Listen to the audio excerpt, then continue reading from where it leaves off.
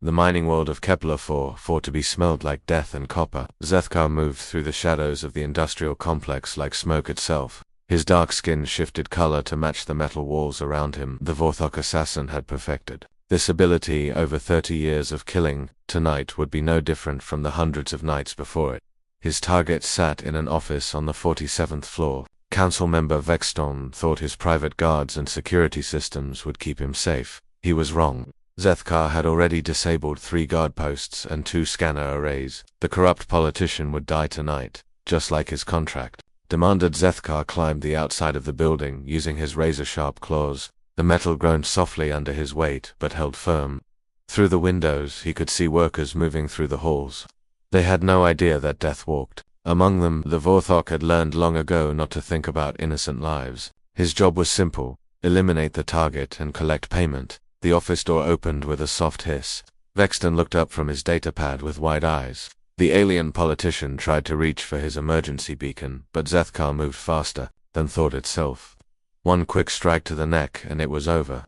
The council member collapsed without making a sound. Zethkar searched the office quickly. He found what he expected: evidence of stolen mining profits and slave labor contracts. Vexton had been selling his own people to corporate interests. The assassin felt nothing about this discovery. Good or evil meant nothing to him. Only contracts and credits mattered. The extraction went smoothly. Zethkar slipped back into the shadows and made his way to the spaceport. His ship, a modified stealth fighter called Silent Death, waited in a hidden hangar bay. Within an hour, he was in hyperspace, heading toward his next meeting. The architect waited for him on Nexus Station. As always, Zethkar had never seen his employer's face. The mysterious figure always appeared as a hologram, voice distorted and features hidden. They met in a private room deep within the station's commercial district. Another successful contract, the architect said. His voice sounded like grinding metal. Vexton will not trouble our clients again. Zethkar placed a small data chip on the table. Evidence of his crimes, as requested. The authorities will find his body in the morning. Credits transferred to his account with a soft chime. 50,000 galactic standard units. Enough to buy a small moon or feed a planet for a year. Zethkar cared only that it brought him closer to his goal. His homeworld of Vorth remained under Galactic Council taxation. Every contract brought him nearer to buying their freedom. I have another job for you, the architect continued. Higher, priority, triple your usual rate. Zethkar's interest sharpened. Triple rate meant either extreme danger or extreme importance. Tell me. A new hologram appeared above the table. It showed a human male, perhaps 30 years old, with dark hair and intelligent eyes. Jake Morrison, human engineer. He has stolen classified terraforming technology from Centauri Corporation. The theft occurred 3 days ago from their main research facility. The assassin studied the target's face. Humans were still relatively new to galactic society. Most species considered them weak and primitive. Zethkar had killed humans before. They died just as easily as any other species.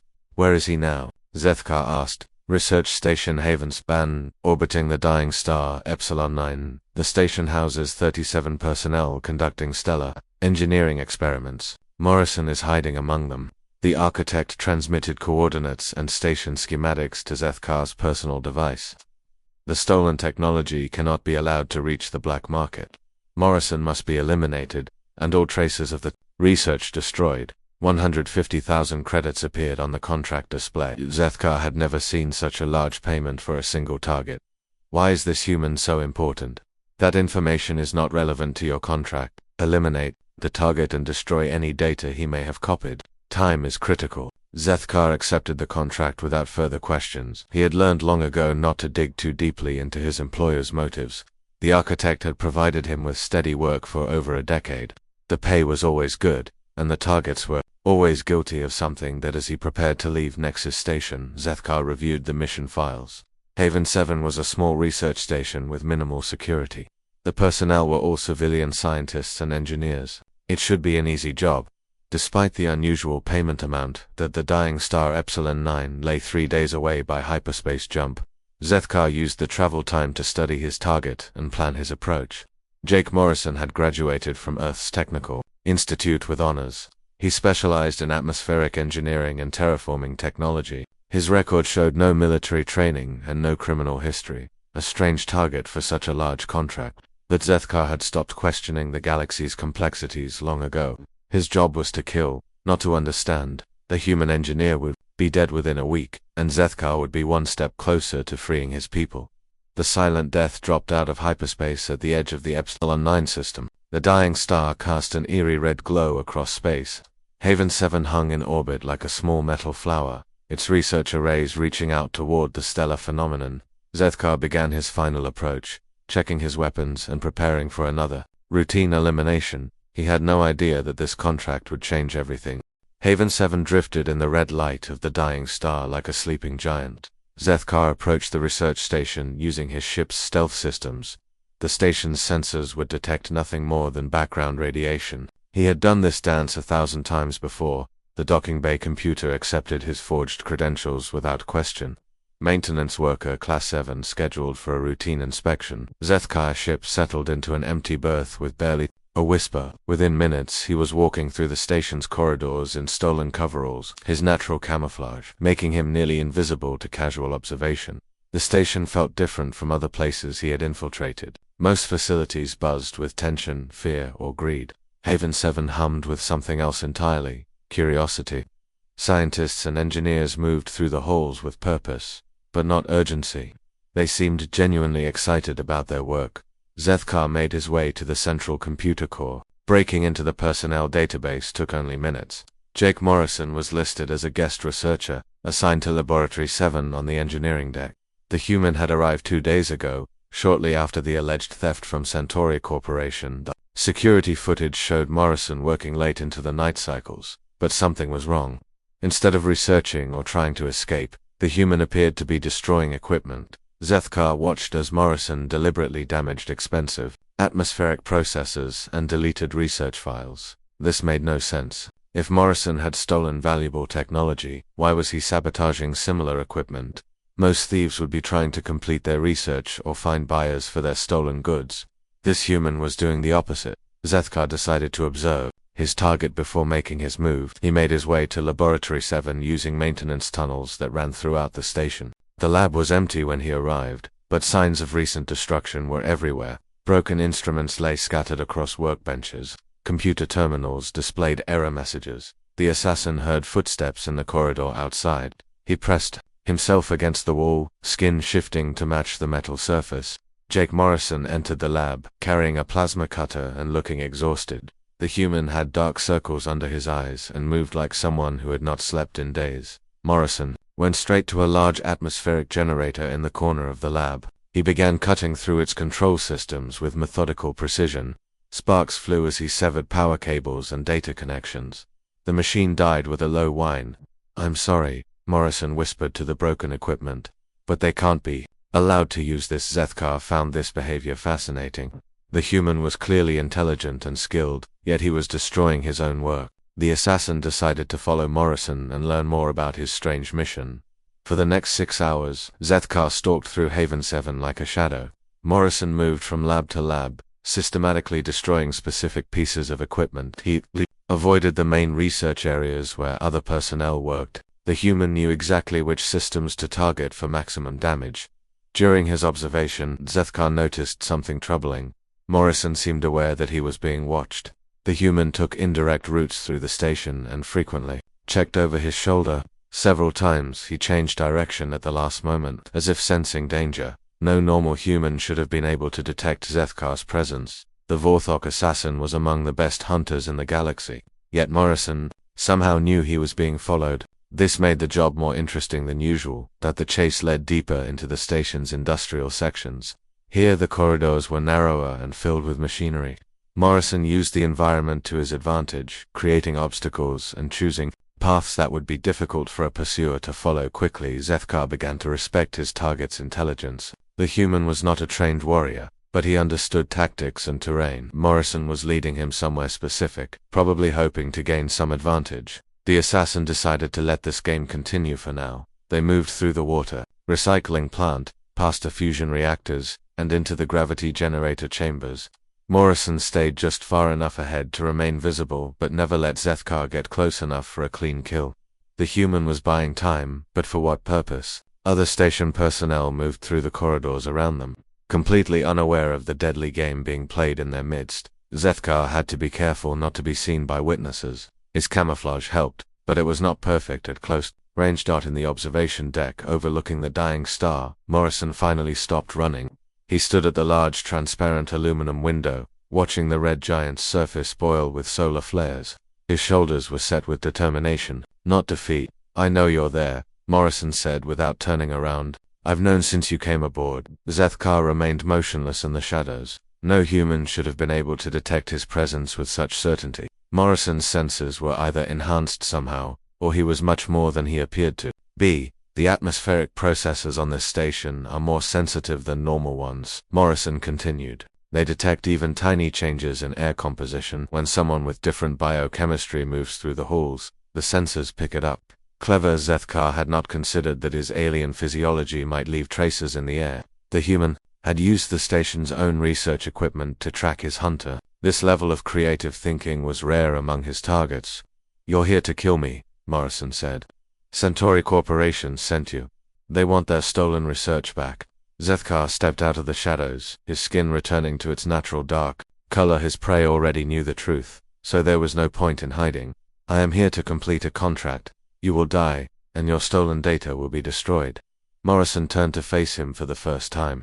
The human's eyes held sadness, but no fear. "I didn't steal anything for money or power. I discovered what they planned to do with the terraforming technology." "Your motivations are not my concern," Zethkar replied. He drew his curved blade, its edge gleaming with deadly poison. "Prepare yourself." But Morrison did not try to run or beg for mercy. Instead, he smiled grimly and activated a control panel near the window. "Then you'd better follow me if you want to finish your contract." Emergency lights began flashing throughout the observation deck. Morrison had triggered some kind of alert system. Before Zethkar could react, blast doors slammed shut around them, sealing both hunter and prey inside the chamber. "Welcome to the real game," Morrison said. "Now we see if your reputation is earned or just galactic propaganda." The blast doors sealed with a hiss that echoed through the observation chamber. Red emergency lights bathed everything in crimson shadows. Zethkar found himself trapped in a space no larger than his ship's cargo hold, facing a human who should have been easy prey. Morrison stood near the central control console, his hands moving over the displays with practiced skill. "I've rerouted the station's power grid through this chamber. We're now sitting in the middle of a very dangerous electrical system." Zethkar studied the room with new eyes. What he had taken for simple observation equipment was actually a complex array of sensors and energy conduits. The human had led him into a trap, but not the kind most prey would choose. This was not a place to hide or call for help. This was a battlefield. "You cannot win," Zethkar said, raising his poison blade. "I have killed beings far stronger and more experienced than you." Morrison's smile was sad but determined. "I'm not trying to win, I'm trying to buy time." He pressed another control, and the chamber filled with a low humming sound. "Every second we fight is another second for my real work to be completed."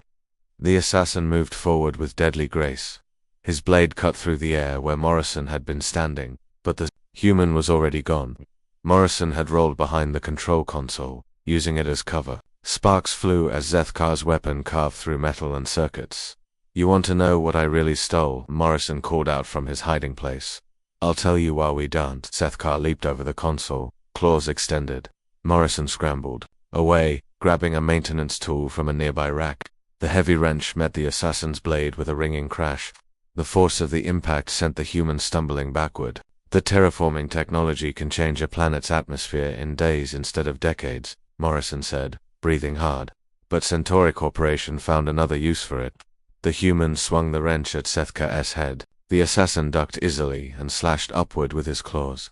Morrison twisted away, but not fast enough. 3 bloody lines appeared across his shoulder. They discovered they could reverse the process. Morrison continued, pressing his back against the wall. "Instead of making dead worlds livable, they can make living worlds uninhabitable." Zethkar paused for a moment. The human's words carried the ring of truth, but they also made no sense. Why would anyone want to destroy inhabited planets?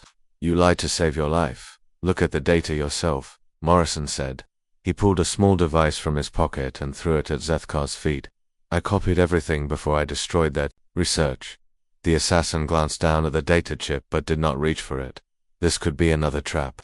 Morrison used the moment of distraction to activate another control panel. The chamber's gravity suddenly shifted, pulling both fighters toward the outer wall. Zethkar recovered first, using his claws to anchor himself to the floor. Morrison slammed into the wall hard enough to crack the transparent aluminum.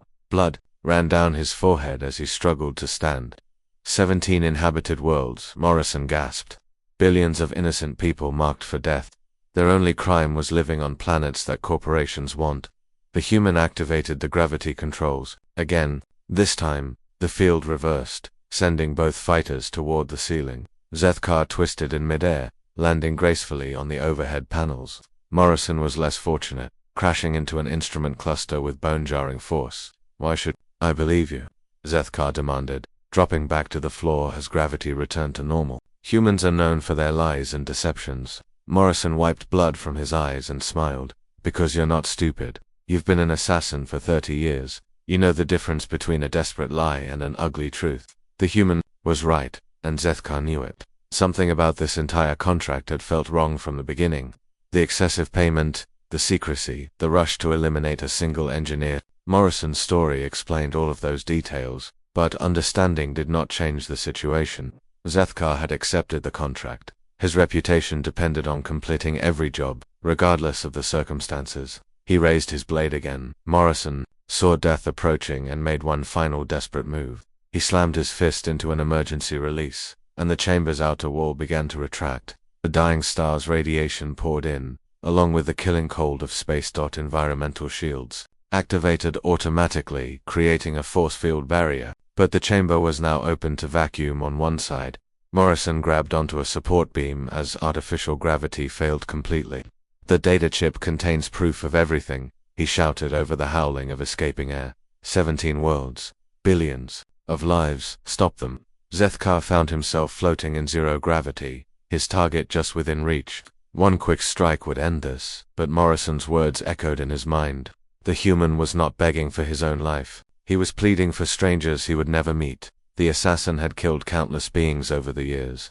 Politicians, criminals, rebels, innocents. But he had never met someone willing to die for people he did not know. The concept was foreign to Vorthor culture, where survival always came first. Morrison's grip on the support beam was weakening. Blood loss and the chamber's environmental chaos were taking their toll. But his eyes remained fixed on Zethkar with desperate intensity. "Promise me," Morrison whispered. "Promise me you'll look at the data." Zethkar moved forward, his blade positioned for a killing strike. Morrison made no move to defend himself. The human had accepted his death but was using his final moments to try to save others. The poisoned blade slid between Morrison's ribs with surgical precision. The human gasped and went rigid as the toxin entered his bloodstream, but his eyes remained clear and focused on his killer. "I hope," Morrison said, with his dying breath, "someday you find something worth living for instead of just killing for." The human's hand released its grip on the support beam. His body drifted away from Zethkar, lifeless and still. The contract was complete. Jake Morrison was dead. But as Zethkar reached for the data chip floating nearby, he realized that something fundamental had changed. For the first time in 30 years of killing, he felt the weight of a life on his conscience. Morrison's final words burned in his mind like acid. The assassin had completed his contract, but he had not destroyed the stolen data as ordered. Instead, he found himself holding the chip that Morrison had died to protect, the proof of 17 worlds marked for death. For the first time in his career, Zethkar began to wonder if he had killed the wrong person. Zethkar floated alone in the damaged observation chamber, Jake Morrison's body drifting silently beside him. The human's blood formed small spheres in the zero gravity, like crimson stars against the metal walls. Emergency systems worked frantically to restore atmosphere and artificial gravity. The data chip felt impossibly heavy in the assassin's clawed hand. Morrison had died protecting this small piece of technology, claiming it contained evidence of genocide. Zethkar had spent 30 years not caring about the larger consequences of his actions, but the human's final words had planted something dangerous in his mind. Doubt. Environmental systems finally stabilized the chamber. Gravity returned with a gentle pull that brought Morrison's body to rest on the floor. Zethkar knelt beside his target, looking at the peaceful expression on the dead man's face. Even in death, Morrison seemed more at peace than Zethkar had ever felt. The assassin inserted the data chip into his personal scanner. If Morrison had lied, the device would contain nothing useful. If the human had told the truth, then had just killed someone trying to prevent mass murder. The files that appeared on his screen made his blood run cold. Technical specifications for atmospheric conversion weapons, detailed plans for 17 separate operations, population estimates for each target world. The numbers were staggering. Over 4 billion sentient beings marked for elimination. Scrolled through planet after planet. Kepler 438b, home to peaceful farming communities. Gli 667cc, where artists and philosophers had built magnificent crystal cities. Wolf 1061c, where families raised their children in orbital habitats above a gas giant, all of them scheduled for atmospheric destruction within the next 2 years. The files contained communications between Centauri Corporation executives and military contractors. The language was cold and clinical, referring to entire populations as obstacles to resource extraction and inefficient native utilization of planetary assets. But the most damning evidence was a message thread between corporate leaders and someone identified only as the architect. Zethkar's mysterious employer was not just aware of the genocide plan but had helped design it. The assassin realized he had been working for mass murderers for over a decade. His hands shook as he continued reading. The architect had been feeding him targets who opposed corporate expansion. Every contract had been part of a larger plan to clear the way for systematic extermination. Zethkar had not been a simple killer for hire. He had been an instrument of genocide. Morrison's research notes filled in the technical details. That human had discovered that terraforming technology could be reversed to create toxic atmospheric conditions. What normally took centuries of industrial pollution could be accomplished in a matter of days. Entire worlds would become uninhabitable, forcing populations to evacuate or die. The corporations would then move in to claim the abandoned planets and their resources. Any survivors would be classified as refugees, with no legal claim to their homeworlds. It was elegant, efficient, and absolutely evil. Zethkar found himself thinking about his own people on Vorth. They struggled under crushing taxation from the Galactic Council, barely able to feed their families. What if some corporation decided that Vorthok society was an inefficient use of their planet's mineral wealth? Would his homeworld appear on a similar list? The thought filled him with rage unlike anything he had ever experienced. For 30 years, he had believed he was working toward his people's freedom. Instead, he had been serving the very forces that threatened all non-corporate worlds. Morrison had known all of this when he chose to sabotage the research. The human could have sold the information to the highest bidder or used it for personal gain. Instead, he had risked everything to prevent genocide, and Zethkar had killed him for it. The assassin felt something he had never experienced before: shame. It burned in his chest like acid, making it difficult to breathe. He had prided himself on being the galaxy's most efficient killer. Now he realized he had been nothing more than a tool in the hands of monsters. Zethkar made a decision that would have seemed impossible just hours earlier. He would not report Morrison's death as successful. Instead, he would tell Centauri Corporation that the human had escaped with all the research data. Using the Chamber's communication system, he sent a carefully crafted message to his corporate contacts. Jake Morrison had somehow detected the assassin's presence and triggered a security lockdown. During the resulting chaos, the human had escaped in a maintenance pod with all the stolen files. The trail had gone cold in the asteroid fields around the dying star. The lie felt strange on his tongue. Zethkar had never failed to complete a contract. His reputation was built on absolute reliability, but that reputation now seemed less important than the billions of lives at stake. Next, he began copying Morrison's data to every news outlet and resistance cell he could identify. The information would spread across the galaxy like wildfire. Corporate executives would find it impossible to silence so many sources simultaneously. As he worked, Zethkar found himself studying Morrison's personal files. The human had not been a professional spy or soldier. He was simply an engineer who loved his work. Morrison had dreamed of helping terraform dead worlds, bringing life to places where none had existed before. The discovery that his life's work was being perverted into a weapon of genocide must have been devastating. Yet Morrison had chosen to act rather than despair. He had sacrificed his career, his safety, and ultimately his life to protect strangers. Zethkar wondered if he would have made the same choice. Vorthok culture valued individual survival above all else. The idea of dying for abstract principles or unknown people was considered a form of mental illness. But Morrison had seemed completely sane in his final moments. The data transmission completed successfully. Within hours, the evidence would reach journalists, politicians, and resistance leaders across known space. The corporations might try to dismiss it as fabricated, but the technical details were too specific, and the source documents too authentic to ignore completely. Zethkar erased all traces of his presence from Haven Savon's computer systems. He would leave no evidence that he had ever been aboard the station. The official record would show that Jake Morrison had vanished during a mysterious accident in the observation chamber as he prepared to leave. The assassin took one last look at Morrison's body. The human had been younger than most of Zethkar's targets, with calloused hands that spoke of honest work. Morrison's face held an expression of peace that the assassin envied. "I will remember," Zethkar whispered to the dead man. "Your death will not be meaningless." The journey back to his ship felt different from any mission exit before.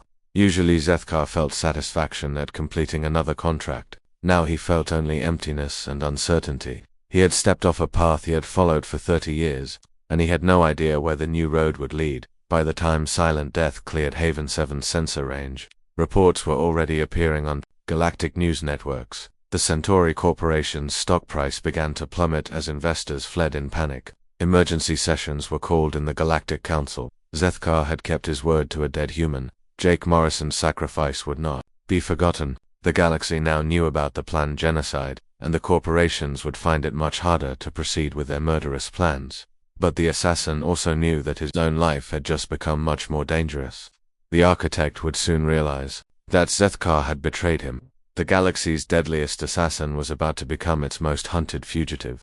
The message reached Zethkar 3 days after leaving Haven Savan. He was hiding in the asteroid belt of an unnamed system, performing maintenance on Silent Death's stealth systems. The communication came through on an emergency frequency that only the architect knew. "You have disappointed me greatly," the distorted voice said. The hologram showed only shadows and static.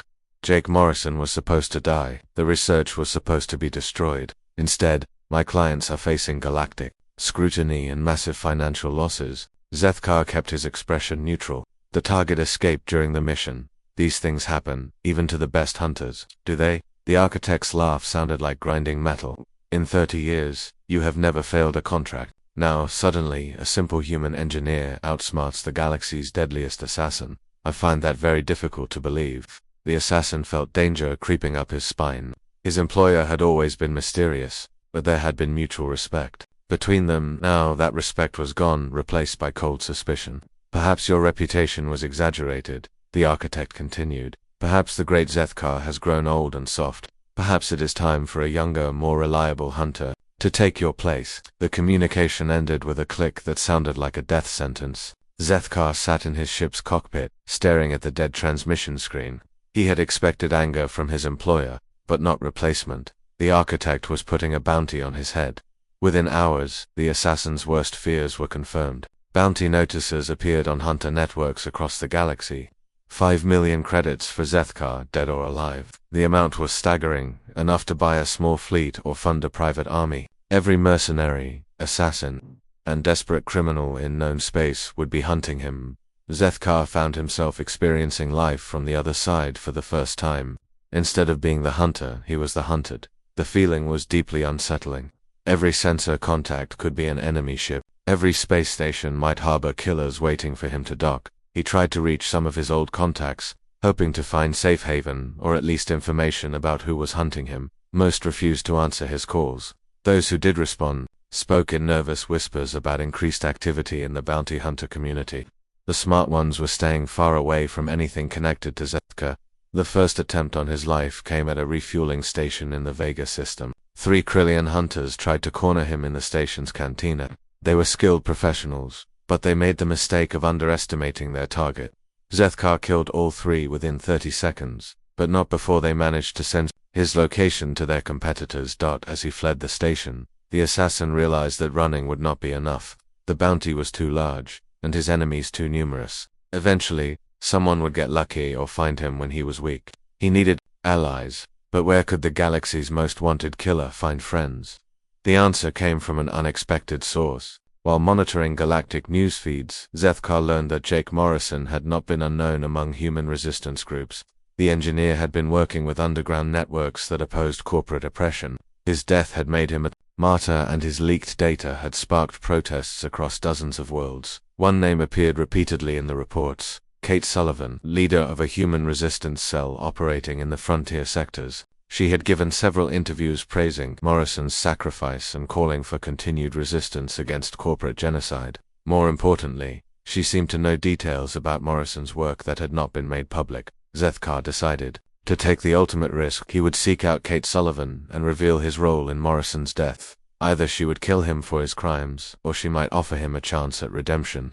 Both options seemed better than endless running. Finding Sullivan required all of his skills. The resistance leader moved constantly, never staying in one place for more than a few days. Zethkar tracked her through a network of safe houses and hidden bases, always staying one step behind her organization. The confrontation finally came on Proxima 7, a mining world on the edge of civilized space. Sullivan's group was extracting political prisoners from a corporate detention facility. Zethkar waited until the rescue operation was complete, then approached their temporary base. The humans detected him long before he reached their perimeter. Zethkar found himself surrounded by armed resistance fighters, their weapons trained on his chest. He made no move to fight back. Instead, he raised his hands and called out Sullivan's name. Kate Sullivan emerged from the group like a force of nature. She was shorter than her brother had been, with the same intelligent eyes, but harder features. Years of fighting had carved lines of determination into her face. When she saw Zethkar, her expression became deadly cold. "I know who you are," she said, her voice carefully controlled. "You're the assassin who killed Jake." Zethkar expected her to order his immediate execution. Instead, Sullivan studied him with the same intensity her brother had shown. The family resemblance was striking, not just in appearance but in the way they both seemed to see straight through to his soul. "Yes," he said simply, "I killed your brother." Several of the resistance fighters raised their weapons, but Sullivan held up a hand to stop them. "Why are you here?" "Come to finish what you started. I came to return something that belongs to you." Zethkar slowly reached into his jacket and pulled out a datapad. "Your brother's research notes.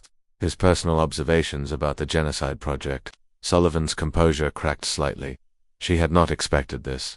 Jake's personal files were destroyed when the station was damaged. "I saved them," Zethkar said, "before I understood what they meant. Your brother died trying to protect people he would never meet. I want to finish what he started." The resistance leader took the datapad with trembling hands. Her eyes moved rapidly as she scanned through Morrison's personal notes. Tears began flowing down her cheeks, but her voice remained steady. "These are Jake's words," she whispered. "His handwriting, his way of thinking." She looked up at Zethkar with confusion. "Why would you save these? Why would you help us?" "Because your brother taught me something I had never learned in 30 years of killing," the assassin replied. "He showed me the difference between existing and living, between serving death and serving life." Sullivan studied him for a long moment. Around them, her fighters waited for orders to execute the galaxy's most wanted killer. But the resistance leader seemed to be weighing something much more complex than simple revenge. "Jake always believed that people could change," she said finally, "even when everyone else gave up on them. It was his greatest strength and his greatest weakness." She made a decision that shocked everyone present, including Zethkar himself. "We can use someone with your skills, but if you betray us, if you cause harm to innocent people, I will kill you myself." Zethkar knelt in the dust before her, a gesture of submission that went against every instinct of his warrior nature. "I pledge my life to your cause. Let me honor your brother's memory through action rather than words." Kate Sullivan had just done something that seemed impossible. She had offered redemption to the man who killed her brother. As Zethkar rose to his feet, he realized that humans possessed a capacity for forgiveness that made them far more dangerous than any corporate army. The galaxy's deadliest assassin had found something worth living for. 6 months with the Resistance had changed Zethkar in ways he never thought possible. The former assassin now used his skills to rescue prisoners, sabotage corporate facilities, and protect innocent civilians. Each mission brought a satisfaction he had never found in killing. For the first time in his life, he was building something instead of destroying it. Kate Sullivan had proven to be a brilliant leader. Under her guidance, the Resistance had grown from a small cell into a network. The leaked terraforming data had sparked uprisings on dozens of worlds. Corporate stock prices continued to plummet as investors fled from companies associated with genocide. Zethkar had officially died during a firefight with bounty hunters on the rim world of Kepler 186f. The explosion had been visible for kilometers, and DNA evidence had confirmed his death. The galaxy believed that its most feared assassin was finally gone. In reality, He had faked his destruction and assumed a new identity as Kate's security advisor. The work was dangerous but rewarding. They had rescued over 300 political prisoners and prevented for separate corporate massacres. Zethkar discovered that saving lives provided a rush far more intense than taking them. Each person they helped was a small victory against the forces that had corrupted the galaxy, but their success had made them targets. Corporate security forces were hunting resistance cells with increasing desperation. Several safe houses had been compromised, and key leaders had vanished without trace. Someone with inside knowledge was feeding information to their enemies. The truth came in a message that chilled Zethkar's blood. Kate received it during a planning session on their hidden base in the Centauri asteroid field. The hologram showed a familiar, shadowy figure with a distorted voice. "Hello, Miss Sullivan," the architect said. "I believe you have something that belongs to me." Kate's face went pale. The Resistance had maintained perfect communication security for months. No one should have been able to contact them directly, yet somehow, their greatest enemy had found them. "You're mistaken," Kate replied calmly. "I don't know who you are or what you want." "Of course you do. You're harboring a dead man. Zethkar may have fooled the bounty hunters, but he cannot fool me. I created him, after all. I made him into the perfect killer." The architect's laugh echoed through the command center. Around them, Resistance fighters reached for their weapons, but guns would be useless against a hologram. "I have a proposition," the mysterious figure continued. "Return my property to me, and I will allow your organization to continue its pathetic attempts at rebellion. Refuse, and I will demonstrate why corporate power has ruled the galaxy for centuries." The transmission ended, leaving the command center in stunned silence. Zethkar felt ice forming in his stomach. His past had finally caught up with them, putting everyone he now cared about in mortal danger. "We need to evacuate," he told Kate. "The architect doesn't make idle threat. He'll move against us within hours." But Kate Sullivan was not the type of leader who ran from fights. She had inherited her brother's stubborn determination, along with his willingness to sacrifice for others. "How do we find him? This architect has been manipulating galactic politics for decades. Someone needs to stop him. He's too well protected," Zethkar replied. "I worked for him for years and never learned his true identity. He operates through shell companies and puppet organizations. Even if we could locate him, his security would be impenetrable." Kate studied the tactical displays around them. Her mind was working at incredible speed, analyzing options and calculating risks. What if we give him what he wants? The suggestion shocked everyone present. Several fighters began protesting immediately, but Kate held up her hand for silence. "Not really," she continued. "But what if we make him think he's getting what he wants? Zethkar goes back to him as a double agent. We feed the architect false information while gathering intelligence on his operations." It was an insane plan. Zethkar would be walking into the hands of someone who had already tried to kill him once. If the architect suspected deception, the former assassin would face torture and death, but it might be their only chance to strike at the heart of corporate evil. "I'll do it," Zethkar said. "But I want to make one modification to the plan." Over the next 3 days, they prepared for the most dangerous mission in Resistance history. Zethkar would surrender to the architect, claiming that his time with the humans had been a cover operation to infiltrate the Resistance. He would provide real intelligence mixed with carefully crafted lies, hoping to gain his former employer's trust. The meeting was arranged on a luxury space station orbiting the gas giant Titan's heaven. Corporate executives and crime lords used the facility for deals too sensitive for normal business channels. Security was provided by automated systems and mercenary guards with no loyalty except to money. Zethkar arrived alone, his ship's weapons powered down in a gesture of submission. He was escorted to a private conference room deep within the station's core. For the first time in over a decade, he would meet his mysterious employer face to face. The architect was not what he had expected. Instead of a shadowy alien figure, he found himself facing a middle-aged human male in an expensive business suit. The man looked like any other corporate executive, except for his eyes. They held a coldness that Zethkar recognized from his own mirror. Surprised, the architect asked, "You expected some alien monster, perhaps? I'm afraid the truth is much more mundane. Humans can be just as ruthless as any species in the galaxy." Richard Crane had been manipulating galactic politics for over 20 years. His network of shell companies and puppet organizations spanned hundreds of worlds. He had orchestrated wars, famines, and genocides, all in service of corporate profit. "You cost me billions of credits," Crane continued. "The project was years in development. Now it will take decades to rebuild public trust and political support. Zethkar played his role perfectly. He expressed regret for his apparent failure and requested another chance to prove his loyalty. Crane seemed to believe the deception, offering him a new contract that would cement their renewed partnership. The target was Kate Sullivan herself. Crane wanted the resistance leader eliminated in a way that would demoralize her followers and scatter the movement. It would be Zethkar's chance to prove that his loyalty had returned to its proper place. But the former assassin had one final surprise planned. As he reached for the contract datapad, his other hand moved to a concealed weapon. The blade was not poisoned this time. It carried something far more deadly: justice. The strike was perfect, sliding between Crane's ribs with surgical precision. The corporate mastermind looked down in shock at the blood spreading across his white shirt. "This is for Jake Morrison," Zethkar whispered, "and for every innocent life you destroyed." Crane's death triggered every security system on the station. Alarms blared as automated defenses came online. But Zethkar was not trying to escape. He had known from the beginning that this would be a suicide mission. As corporate security forces closed in, the former assassin smiled. He had finally found something worth dying for. Kate Sullivan's resistance would continue without him, carrying on the work that Jake Morrison had started. The galaxy's deadliest assassin died as he had lived for the past 6 months, protecting innocent life instead of destroying it. His sacrifice ensured that the Architects network would crumble without its leader.